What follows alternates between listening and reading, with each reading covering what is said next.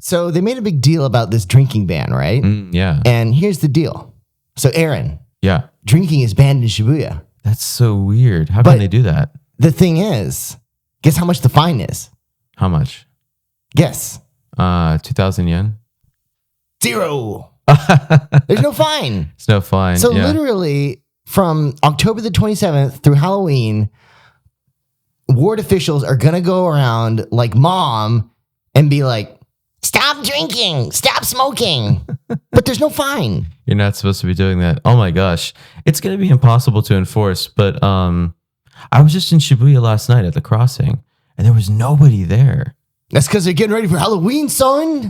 Got your costume. There were some people in costumes, but I was like, man, are people like already like just following the rules and no one's going to? Hell no. They're just getting ready. Yeah, I think so. I mean, right now on Amazon, you can't even buy cat ears. Oh, wow. Wow. I thought maybe everyone was going to go to like Roppongi or some other area where there wasn't a ban. Honestly, I think it's going to be the craziest Halloween we've ever had in Japan. Oh, Everybody's going to be out. It's going to be nuts. And there's nothing you can do to stop it. It's friggin' Tokyo Halloween. I mean, people come from around the world to Japan because Tokyo Halloween is so dope. Yeah, I've got 2 groups of friends in Japan right now, and they came just for this. Exactly, right? So yeah, the foreign tourists aren't gonna, give a shit about all this stuff that the Tokyo mayor and everything. Can you imagine like some like gutter ass gaijin on the street drinking a strong zero, and some ward official comes up and broken English is like, please stop drinking. The one thing I'm worried about though is arrests.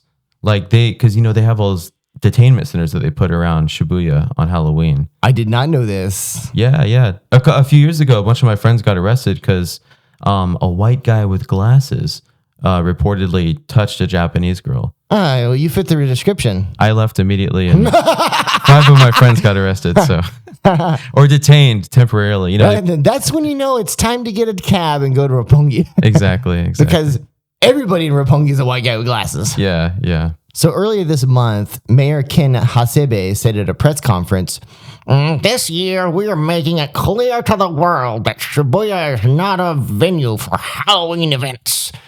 Damn it, kids, please do not come to Shibuya for Halloween.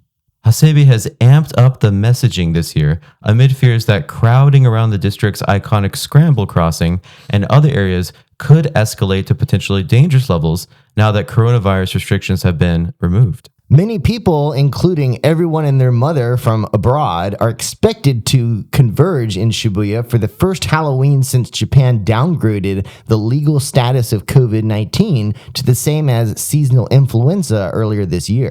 According to the ward, Shibuya saw over 40,000 visitors on Halloween night in 2019. Although the number plunged in the following years due to the pandemic, there are concerns crowds could top 60,000 due to the removal of restrictions. Hasebe also said, quote, we are extremely concerned that accidents like the fatal tragedy in Seoul's Itaewon last October could happen anytime. That's a real worry, though, I have to say. That is a real worry. But the thing is, if that's the reason why they were trying to get people out of Shibuya during Halloween, you can't really argue with that. It's trying to prevent a tragic accident from happening. Mm-hmm. But the thing is, Shibuya has been on Halloween's case since like 2018. Oh, yeah. Even a little bit before that, it started ramping up, I think. When the thing is like when you look at it on the news, like Halloween always gets reported like, friggin' murders and whatnot, right? Yeah. But the thing is like there's these isolated incidents that happen around Halloween, but in reality, not that much stuff is happening. I mean, if you looked at Halloween anywhere else in the world, New York, LA, Paris, London, whatever, all of these big cities, everybody's going out on Halloween. Oh, yeah. And there's fights breaking out. People are getting bloody noses. Gunshots. All sorts of bad stuff is happening. Yeah. But you never see it because that's just a thing. I mean, how people get drunk on Halloween. Yep. And they do dumb things because they're wearing costumes. It's amateur night. Yeah, exactly. It's amateur night for everybody. And people that don't normally get drunk get really, really drunk. Exactly. While they're wearing costumes. That's why in Shibuya, I think one year I went, people were literally throwing bottles of empty Hennessy, or not Hennessy, but like, whiskey bottles, literally from one end of the crowd to the other, and it was hitting people in the face. Whoa, that's not cool. Yeah, it's just like, I mean, drunk people doing dumb shit is not a Halloween problem. It is a Tokyo problem. I mean, if you want to like send the entire populace of Tokyo to Alcoholics Anonymous, good luck with that. But it's not going to change. I mean, there's no way that you can cancel Tokyo Halloween. It's impossible. Yeah. We'll see what happens. It's tonight and tomorrow. So yeah, and so the sad thing is by the time you're listening to this, it will have already happened, and Aaron will be very hungover, and I will not, because I don't go out on Halloween anymore because I'm a bored old man. I have to say, like, when I first came to Japan in 2007, like Halloween was not the cultural zeitgeist that it is today. Yeah. Like back in those days, the only Halloween was going on in Roppongi, and it was a gaijin thing, and it was just foreigners and like, random international crowd people.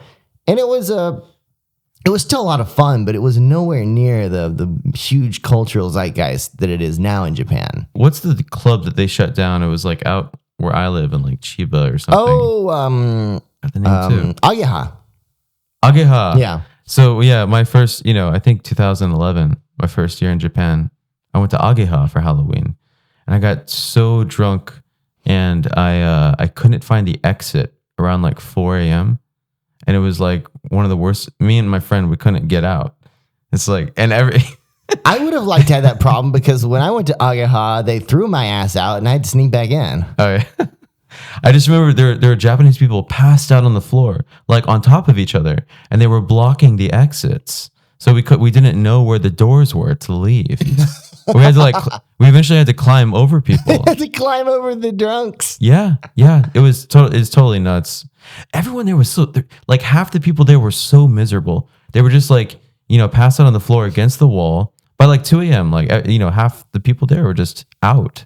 Yeah, Ageha was weird. Like, I think it was fun for some events, but for the majority of like just regular old, because I mean, it's out there in friggin' Shinkiba. Like, there's nothing else to do.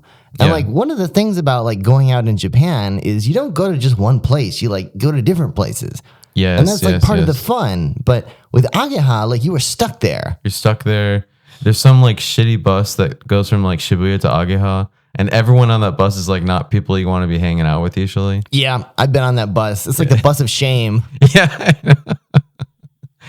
So yeah, Halloween this year, it's going to be insane, and there's no way that you can stop it, except for I have an idea that I'm going to share with you later.